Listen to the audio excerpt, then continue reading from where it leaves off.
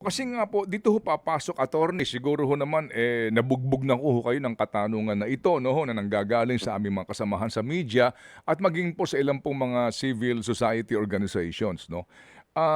Kasi po bulag ang publiko sa nangyayari pong deliberasyon sa komisyon kung ano ba ang mga uri ng katanungan nila, ano ba ang pinag-uusapan ninyo, ano ba ang perhaps no ay mga nangyayari habang meron kayong opisyal na pagdinig, bakit ho ba talaga ayaw nyo itong i-live stream?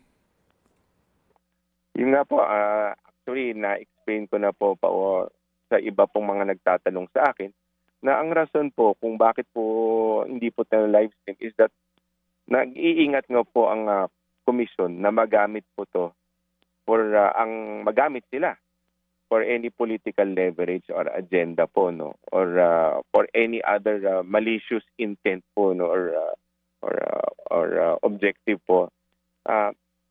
Sabi ko nga po kanina, kuminsan po kasi pagka naghihiring po pa isa-isa po yan So ibig sabihin isang tao po nagsasalita or at most po siguro dalawa. Ngayon po, pagka meron pong sabihin siya na for example involved dito si Mr. X, ang tanong nga po namin napakadelikado po yun. Kasi po, we're already relying para po trial by public in the sense that this person, kahit po meron siyang, unang-una po, hindi po natin alam pa kung anong kanyang background or kanyang karakter talaga po, no? Siguro po, the fact that he is in this mess, not necessarily, I'm talking of those, yung mga iba po na obvious na, no? Mm-hmm. Ibig sabihin, tatanggapin na po ba natin na gospel truth to? Totoo ba to? Pag mag-akusa siya na ganito, binigyan ko ng ganito, tatanggapin na po natin yan. Baka po kasi delikado po yun, no? Baka po nagagamit na ang komisyon for political agenda or purposes. Kaya po nag-iingat. Kaya po kinukuha-kuha po itong mga testimony na to at bine-verify po. No? Hindi po basta-basta. Kung meron po siyang sinabi ng ganito, titingnan po natin, meron ba itong paper trail, meron ba itong money trail. So, yan po yung mga, or meron po bang iba pang magte-testify to collaborate on him or her statement.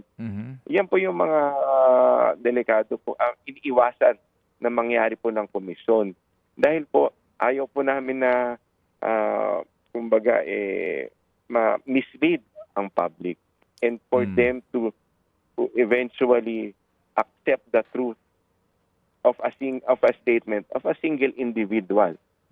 Opo, yun po yung aming po. Sige po. Pero okay na po. Opo, sige. Can I add pa po? Okay, go ahead sir. In fact,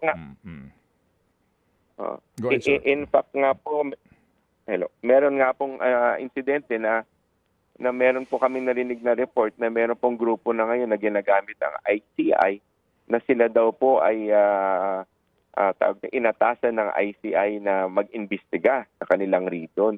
Wala naman po kaming ganun klaseng instructions or imprimatur. Ibig sabihin, hindi po namin sila binigyan ng ganyang klaseng authority to do that.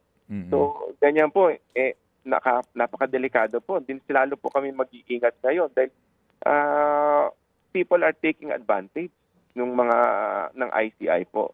So, the more po medyo po kami ngayon, kumbaga very cautious na hindi po magagamit ng ICI sa mga ganitong bagay. So, yan po yung gasod.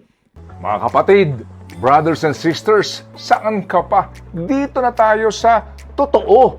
Dito na tayo sa True FM. Mga kapatid, mag-subscribe and follow po kayo sa social media accounts ng True Network PH. Yan po kami. Hanapin nyo lang True Network PH, Facebook, Instagram, YouTube, TikTok, and podcast.